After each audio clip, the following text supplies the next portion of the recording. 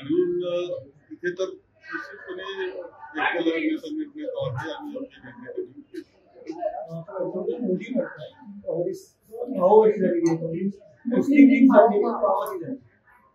असं आहे की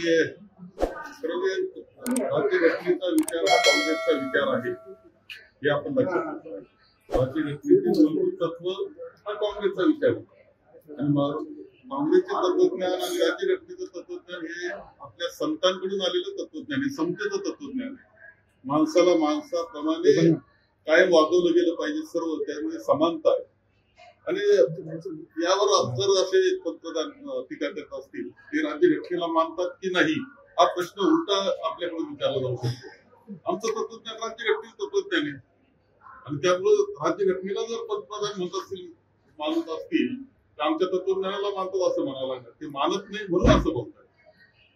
मुंबईमध्ये काँग्रेसने उत्तम निर्णय घेतलेला आहे एकटं जाण्याचा.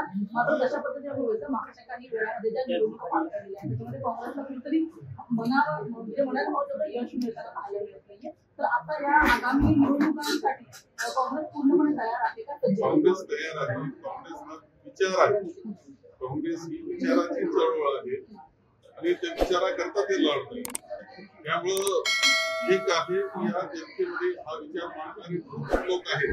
काही दिशाभूल झालेली काही लोकांची, तर हा विचार राज्यघटनेचा विचार करतो, समतेचा विचार मानणारी खूप मोठी संख्या आहे. त्यांना बरोबर घ्यावं लागेल आम्हाला आणि ते बरोबर आले तर विजय हा आमचा विषय.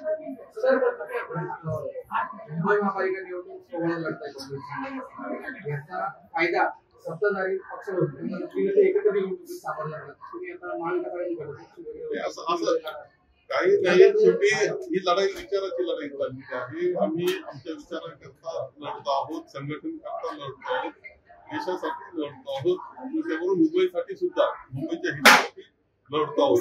काँग्रेस म्हणून आम्ही लढतो. देवेंद्र फडणवीस मुंबईचा महापौर महायुतीचा असणार ज्यावेळेस असं बोलतात तसं होत नसतं. मी येणार म्हटले त्यावेळेस देवेंद्र फडणवीस आले नाही. आपल्याला माहिती आहे त्यांचा आत्मविश्वास ज्यावेळेस कमी झालेला असतो त्यावेळेस त्यांची अशी वाटते.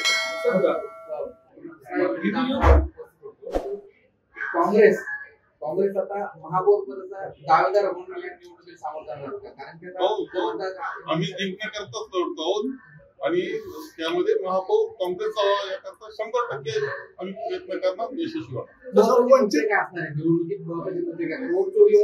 फायदा झालेला आहे हे तर आहेच आहे. त्यांचे फंडे भारतीय जनता पक्षाचे अनेक असतात निवडणूक जिंकण्याकरता. आपण पाहतो की आता बिहारची निवडणूक जिंकली त्यावेळेस आपण म्हणतो महाराष्ट्रामध्ये जे फंडे त्यांनी वापरली तेच तिथे बिहारमध्ये वापरलेले आपल्याला दिसतील. तुम्ही थोडं विश्लेषण करून पाहिल्यानंतर लक्षात येईल की ते निकोप लोकशाही करता नाही. त्यांच्या मनामध्ये त्यांची लोकशाहीची पद्धत आहे निवडणुकीची, ती निकोप लोकशाहीची पद्धत नाही आणि त्यामुळं आम्ही मात्र निकोप लोकशाही करता ही लढाई करतो आहोत. मुंबईच्या भल्या करता ही निवडणूक करतो आहोत.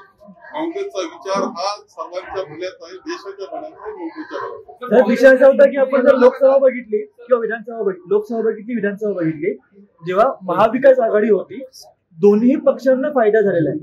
तर अशा वेळेस जर वेगवेगळे लढले तर याचा फटका नक्कीच बसू शकतो. महायुती एकत्र लढणार. मला माहिती आहे की यामध्ये काँग्रेस चांगलं यश मिळवणार आहे आणि महापौर काँग्रेसचा नाही.